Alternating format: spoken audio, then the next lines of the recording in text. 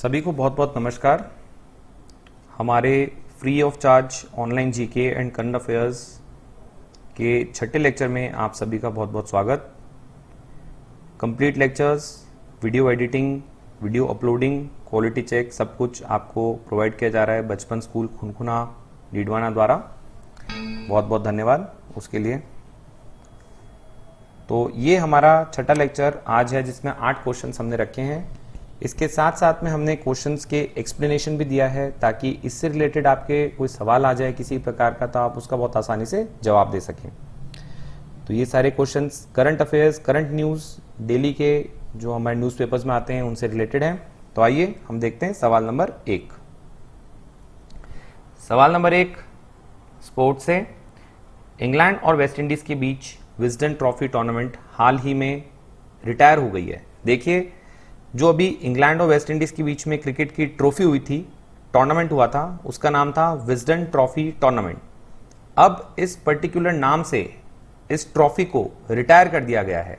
यहाँ पे player retire नहीं हुए हैं बल्कि यहाँ पे ट्रॉफी को रिटायर किया गया है। तो बेसिकली विजडन ट्रॉफी जो है अब रिटायर हो गई है। ये जो इंग्लैंड और वेस्ट इंडीज के बीच में सीरीज थी जिसमें इंग्लैंड 2-1 से जीता था, हमने इस पे पिछले लेक्चर में सवाल भी किया था। मैन ऑफ द सीरीज के बारे में भी सवाल किया था। स्टुअर्ट ब्रॉड जिन्होंने 500वां विकेट लिया था हाल ही में, वो मैन ऑफ द सीरीज रहे थे। तो इस विजडन ट्रॉफी को अब रिटायर कर दिया गया है। अब कौन सी ट्रॉफी है जो विजडन ट्रॉफी की जगह लेगी? 4 ऑप्शंस आपके सामने हैं, बहुत ही आसान। आज के सवालों में हमने एक हिंट के लिए आपके सामने फोटोज भी रखी हैं। तो ये जो ट्रॉफी जो नई अब चालू हुई है, ये 2 खिलाड़ी आपको दिखाए जा रहे हैं। यहाँ पे खिलाड़ी ये लेफ्ट में और राइट में, इन दोनों के नाम पे है। तो आपको 4 ऑप्शंस में से सही जवाब देना है। आपके सामने आज से हमने पिक्टोरियल हिंट भी रखी है पिक्चर के फॉर्म में, जिससे आपको आसानी होगी सवाल में। किसी तरह के डाउट्स अगर हैं तो आप इस हिंट का यूज कर सकते हैं। ये 2 खिलाड़ियों के नाम पे इस ट्रॉफी का नाम रखा है। तो आइए देखते हैं इसका सही जवाब। सही आंसर है इसका option number D, Richards Botham trophy. तो ये है रिचर्ड्स, इस साइड में इन खिलाड़ी का नाम है रिचर्ड्स और ये है बॉथम। तो ये 2 महान खिलाड़ी, इनके नाम पे ट्रॉफी रखी गई है। आइए, तो बेसिकली अब से विजडन ट्रॉफी के बजाय भविष्य में इंग्लैंड और वेस्ट इंडीज जो भी टेस्ट टूर्नामेंट खेलेंगे तो किसके लिए खेलेंगे? वो खेलेंगे रिचर्ड्स बॉथम ट्रॉफी के लिए। ट्रॉफी 2 दिग्गजों, वेस्ट इंडीज के बल्लेबाज विविन रिचर्ड्स बहुत ही दिग्गज बल्लेबाज रहे हैं, और इंग्लैंड के ऑलराउंडर इयान बॉथम के नाम पर रखी गई है।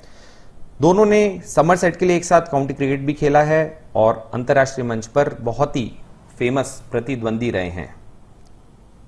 तो बेसिकली जो हमारी श्रृंखला थी अभी जो कंप्लीट हुई है, जिसमें इंग्लैंड ने 2-1 से इस श्रृंखला को जीता है, वो आखिरी बार विजडन ट्रॉफी के नाम से जानी जाएगी। पहली बार 1963 में विजडन क्रिकेटरों के पंचांग के 100वें संस्करण का जश्न मनाने के लिए इसको 1963 में नाम दिया गया था। तो अब रिचर्ड्स बॉथम ट्रॉफी, नई ट्रॉफी फ्यूचर में खेली जाएगी। आगे बढ़ते हैं सवाल नंबर 2 पर। जो हमारी ड्राफ्ट है राष्ट्रीय शिक्षा नीति के लिए, जो राष्ट्रीय शिक्षा नीति है उसका ड्राफ्ट है, उसको तैयार करने के लिए जो समिति थी उसके अध्यक्ष कौन है? आसान सवाल। पहले भी आपको डिटेल्स के अंदर जो हमारी नेशनल एजुकेशन पॉलिसी 2020 है, तो 1986 की एजुकेशन पॉलिसी के बाद आज 34 साल बाद नई एजुकेशन पॉलिसी आई है, जिसमें 5+3+3+4 का पैटर्न फॉलो किया है 10+2 की जगह। उसका ड्राफ्ट तैयार करने के लिए जो कमिटी थी उसके अध्यक्ष कौन है? 4 ऑप्शंस आपके सामने। ऑप्शंस के साथ हमने फिर से आपके एक पिक्टोरियल हिंट दिया है। इन व्यक्ति का नाम, अगर आपने इनकी फोटो देखी है, इनका नाम जानते हैं, तो वही इस सवाल का जवाब है। तो इसका आंसर है ऑप्शन नंबर सी, के कस्तूरी रंगन। आपको पहले बताया था इसरो से रिलेटेड हैं के कस्तूरी रंगन। तो जून 2017 में बहुत ही प्रख्यात वैज्ञानिक डॉक्टर कृष्ण स्वामी कस्तूरी रंगन की अध्यक्षता में ड्राफ्ट राष्ट्रीय शिक्षा नीति के लिए समिति का गठन किया गया था, जिसने 31 मई 2019 को मानव संसाधन विकास मंत्रालय, जिसका कि अब नाम रखा गया शिक्षा मंत्रालय, को मसौदा राष्ट्रीय शिक्षा नीति के तहत 2019 के तहत प्रस्तुत किया था। आइए अगला सवाल, तो ऑप्शन आपने देख ही लिया है। बेसिकली के कस्तूररंगन प्रसिद्ध इसरो भारतीय अंतरिक्ष इसरो के वैज्ञानिक हैं और राज्यसभा के सांसद भी हैं। तो बेसिकली इन्हें वर्ष 1992 में विज्ञान के क्षेत्र में उनके योगदान के लिए पद्म भूषण से सम्मानित किया था और इसरो के ये अध्यक्ष भी रहे हैं। आप भारतीय योजना आयोग के सदस्य के रूप में भी अपनी सेवाएं दे चुके हैं। तो बेसिकली इन्होंने बहुत ही जबरदस्त इनका करियर रहा है, एक साइंटिस्ट के रूप में और एक बहुत ही फेमस पॉलिटिशियन के रूप में भी, और पद्म भूषण से सम्मानित हैं। अब आगे बढ़ते हैं सवाल नंबर 3 पर। सवाल नंबर 3, रक्षा प्रौद्योगिकी संस्थान डायट किस शहर में स्थित है? एडवांस्ड टेक्नोलॉजी का है ये प्रौद्योगिकी संस्थान। तो ये defence institute of advance technology, diet का फुल फॉर्म है defence institute of advance technology. आपको बताना है कि ये किस शहर में स्थित है। ऑप्शंस आसान है, आपके सामने है, रायपुर, पटना, भोपाल या पुणे। पहले भी आपने डाइट का देखा है कि किस प्रकार से इन्होंने आइसोलेशन के लिए बहुत ही सस्ते बेड्स तैयार किए थे कोविड-19 पेशेंट्स के लिए। ये आपने पढ़ा है डाइट के बारे में, defence institute of advance technology. आइए इसका आंसर देखते हैं। इसका आंसर है option number D, Pune. Option D is the right answer, Pune. तो बेसिकली उन्नत प्रौद्योगिकी रक्षा संस्थान defence institute of advance technology Bharat में रक्षा संबंधी प्रौद्योगिकी शिक्षा में अग्रणी सम विद्यापीठ है। इस संस्थान का प्रबंधन रक्षा अनुसंधान एवं विकास संगठन, रक्षा मंत्रालय भारत सरकार के अधीन है और यह संस्थान पुणे महाराष्ट्र के खड़गवासला बांध के पास में गिरिनगर इलाके में स्थित है। खड़गवासला एक काफी फेमस स्थान है पुणे में। जो पुणे में रहते हैं, फर्ग्यूसन कॉलेज इत्यादि में पढ़ाई करते हैं, उनको ये बहुत आसानी से पता होगा। क्वेश्चन नंबर 4 की तरफ आगे बढ़ते हैं। भारत सरकार के किस मंत्रालय ने ग्रामोदय विकास योजना, देखिए इंपॉर्टेंट योजना है ये, ग्रामोदय विकास योजना जो एक पायलट परियोजना के रूप में है, के तहत अगरबत्ती के निर्माण में शामिल कारीगरों के लाभ के लिए एक कार्यक्रम को मंजूरी दी है।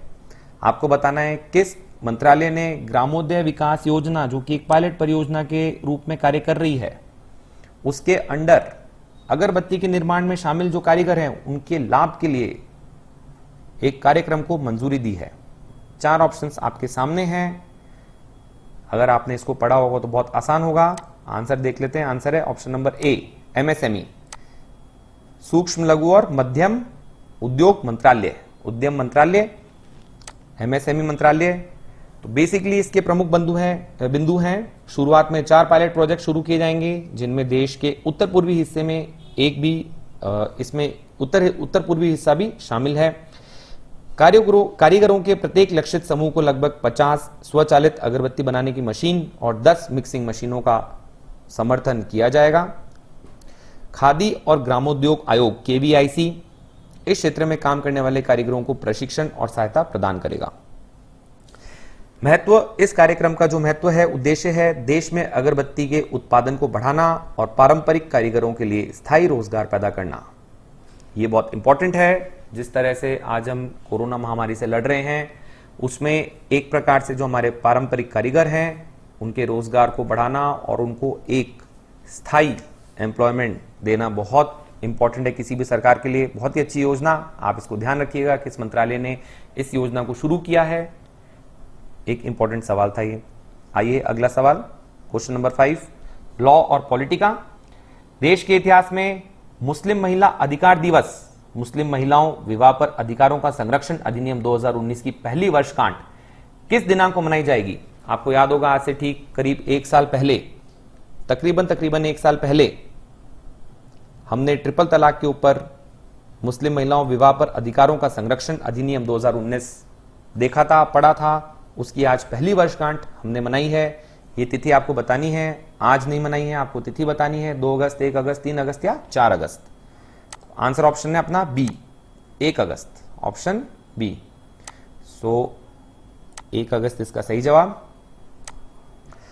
तो basically Muslim women protection of rights on marriage act 2019, तो बेसिकली ट्रिपल तलाक और जितना भी तलाक के डिक्लेरेशन है, चाहे वो लिखित में हो, चाहे वो व्हाट्सएप पे या मैसेज के जरिए, सभी को वॉइड माना गया है और कंप्लीटली इल्लीगल माना गया है। इस प्रकार के तलाक के डिक्लेरेशन को एक कॉग्निजेबल ऑफेंस माना गया है, जिसमें 3 साल तक के जेल का और साथ में फाइन का प्रावधान रखा गया है।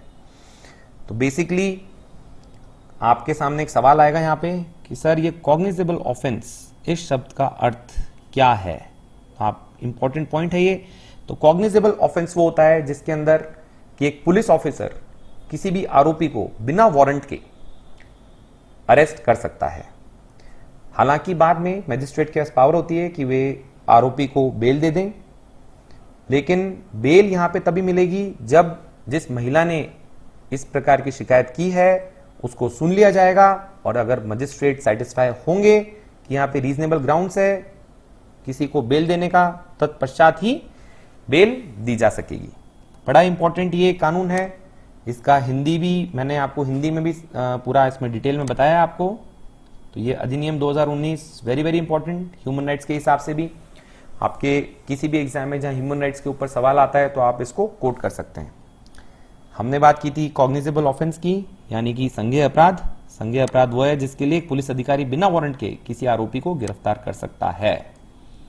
मजिस्ट्रेट आरोपी को जमानत दे सकता है। जमानत केवल महिला की सुनवाई के बाद ही दी जा सकती है जिसके खिलाफ तलाक सुनाया गया है, और मजिस्ट्रेट अगर संतुष्ट हो तो ही जमानत मिलेगी। अगला सवाल एनवायरमेंट और इकोलॉजी का, very important question. Environment, ecology, pollution से रिलेटेड ये सवाल है, बहुत जरूरी, बहुत इंपॉर्टेंट सवाल। जस्टिस अरुण मिश्रा और दीपक गुप्ता की सुप्रीम कोर्ट की खंडपीठ ने दिल्ली सरकार और केंद्रीय प्रदूषण नियंत्रण बोर्ड सीपीसीबी से राजधानी में ऐसा क्या स्थापित करने पर एक व्यापक योजना प्रस्तुत करने को कहा था जिससे हरियाणा, पंजाब और उत्तर प्रदेश में पराली जलाने से फैले प्रदूषण से निजात पाई जा सके। बेसिकली यहाँ पे जस्टिस अरुण मिश्रा और दीपक गुप्ता की सुप्रीम कोर्ट की खंडपीठ ने दिल्ली सरकार और केंद्रीय प्रदूषण नियंत्रण बोर्ड को एक टावर स्थापित करने को कहा था। उस टावर का नाम आपको बताना है।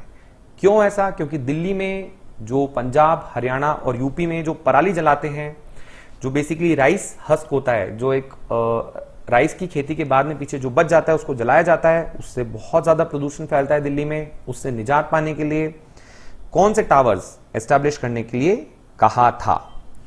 Very important question. इसका अगर किसी ने ए आंसर दिया है तो गलत है, ए इज रॉन्ग आंसर। यदि आपने सी बोला है तो वो भी गलत, यदि आपने डी बोला है वो भी गलत। सही आंसर है option number B. B is the right answer. Option B आप देखेंगे, smoke towers is the right answer.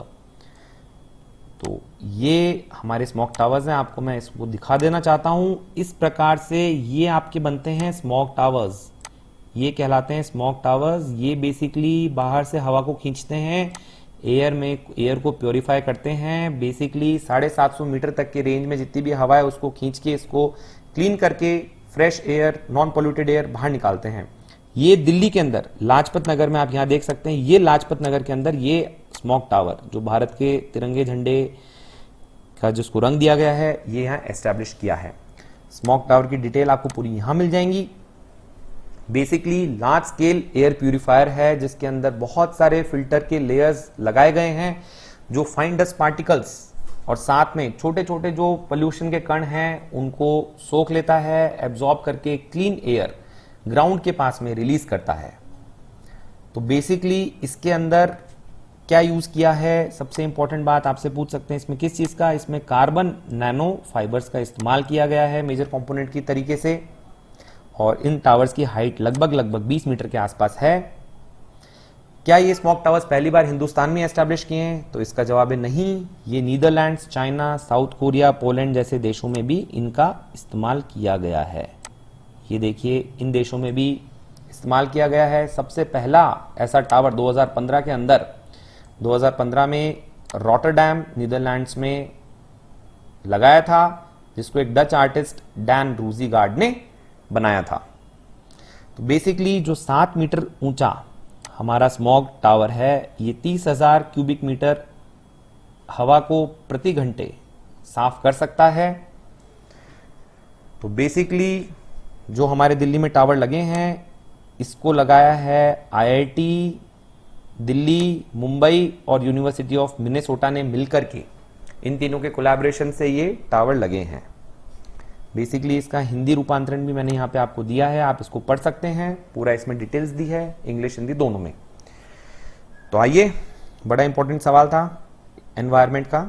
इसके बाद हम चलते हैं अगले सवाल पे। सवाल नंबर 7 स्पोर्ट्स गेम से रिलेटेड है। इस बार क्रिकेट ना लेके हमने शतरंज को लिया है, क्योंकि आप देख सकते हैं कोरोना की वजह से अन्य सारे खेल बंद हैं। रिसेंटली केवल एक इंग्लैंड और वेस्ट इंडीज की सीरीज हुई थी जिसमें इंग्लैंड 2-1 से जीत गया था। उसके अलावा किसी और स्पोर्ट्स में किसी प्रकार की एक्टिविटी नहीं दिख रही है, इसलिए हम सवाल ज्यादा ले नहीं पा रहे हैं। तो ये सवाल है, किस भारतीय शतरंज खिलाड़ी ने 53वें बिल इंटरनेशनल शतरंज उत्सव में ग्रैंड मास्टर ट्रायथलॉन टूर्नामेंट में दूसरा स्थान हासिल किया है? इसके आंसर के लिए आपको एक पिक्टोरियल हिंट भी दी है। यदि आप इन शतरंज के खिलाड़ी का नाम जानते हैं तो आप इसका सही आंसर दे पाएंगे। Koneru Humpy wrong answer, Krishnan Sasikiran wrong answer, P Harikrishna is the right answer. तो आप देखिए option A P Harikrishna is the right answer. आइए देखते हैं। तो बेसिकली इंडिया के grand master P Harikrishna overall second number पे आए, किसमें? ग्रैंड मास्टर ट्रायथलॉन टूर्नामेंट 53वें बील इंटरनेशनल चेस फेस्टिवल में, जो कि बील स्विट्जरलैंड में हुआ था। बेसिकली पोलैंड के राडोस्लाव वोटजासेक फर्स्ट आए इसमें। तो इसमें बेसिकली जो ट्रायथलॉन टूर्नामेंट होता है चेस का, ग्रैंड मास्टर ट्रायथलॉन टूर्नामेंट, इसके अंदर 3 राउंड्स होते हैं चेस के, जिसमें क्लासिकल, रैपिड और ब्लिट्ज। ये 3 इंपॉर्टेंट है। आपसे सवाल पूछ सकते हैं कि triathlon, grand master triathlon tournament में किस 3 प्रकार के चेस के कंपटीशन होते हैं? तो आप ये बता सकते हैं। फर्स्ट आए थे पोलैंड के राडोस्लाव, और बेसिकली ये बील में हुआ था। बील कहाँ पे? स्विट्जरलैंड में। तो ये आपको डिटेल्स आपको साथ में प्रोवाइड कर दी गई हैं। हिंदी संस्करण आपको यहाँ पे पूरा कंप्लीट प्रोवाइड किया है, हिंदी में आप इसको डिटेल्स पढ़ सकते हैं। आइए आज के आखिरी सवाल क्वेश्चन नंबर 8 पे चलते हैं। फिर से गेम्स एंड स्पोर्ट्स। मैंने आपको इस क्वेश्चन के बारे में पहले से ही हिंट दे दी थी। बहुत आसान सवाल। 500 विकेट लेने वाले क्रिकेट इतिहास, क्रिकेट टेस्ट क्रिकेट इतिहास में 7वें गेंदबाज कौन बने हैं? टेस्ट क्रिकेट हिस्ट्री के अंदर 500 विकेट लेने वाले ये 7वें ऐसे गेंदबाज हैं। इंग्लैंड के हैं। आसान सवाल, फोटो यहां पे दी है, आप जो भी क्रिकेट फॉलो करता है बहुत आसानी से बता देगा। ऑब्वियसली पता पड़ता है कपिल देव तो नहीं है, ये ऑप्शन आप सबसे पहले रिजेक्ट कर सकते हैं। सही आंसर है इसका option number D, Stuart Broad. Option D Stuart Broad. Recently जो इंग्लैंड वेस्ट इंडीज की सीरीज थी, इसके अंदर इन्होंने 500वां विकेट लेके टेस्ट क्रिकेट इतिहास में 7वें ऐसे गेंदबाज बन गए जिन्होंने 500 विकेट टेस्ट इतिहास में कंप्लीट किए हैं। इसी के साथ आप सभी का बहुत बहुत धन्यवाद। मिलते हैं अगले लेक्चर में।